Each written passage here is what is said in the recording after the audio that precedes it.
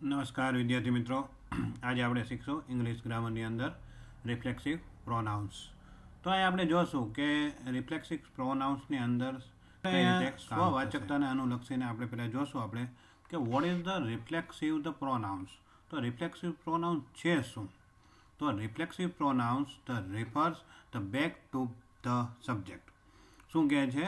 A reflexive pronouns refers back to the subject, એટલે કે ફરી પાછું જે કર્તા તરફ છે એ આપણા સંદર્ભમાં આપતું હોય છે. એટલે તમને ગુજરાતી આપેલું છે કે રિફ્લેક્સિવ પ્રોનાઉન્સ એ સબ્જેક્ટ તરફ પાછું સંદર્ભ આપે છે.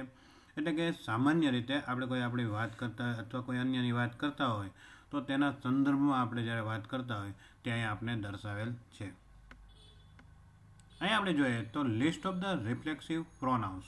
તો એનો આપણે યાદી જોઈએ મિત્રો, તો આપણે ખ્યાલ છે કે આઈ તો માય સેલ્ફ, યુ તો યોર સેલ્ફ એક વચનની અંદર, હી તો હિમસેલ્ફ, સી તો હર સેલ્ફ, ઇટ તો ઇટ સેલ્ફ આ એક વચનની અંદર છે. પ્રથમ પુરુષ આઈ તો માય સેલ્ફ, બીજો પુરુષ છે યુ તો યોર સેલ્ફ, ત્રીજો પુરુષ એક વચન હી તો હિમસેલ્ફ, સી તો હર સેલ્ફ અને ઇટ તો ઇટ સેલ્ફ.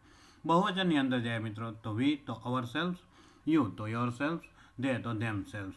તો અહીંયા આપણે જે જોઈએ છીએ એ રિફ્લેક્સિવ પ્રોનાઉન્સ છે જે કર્તાને સંબંધિત આપણે મૂકતા હોઈએ છીએ. તેના ઉપયોગો જોઈએ. Uses of the reflexive pronounce.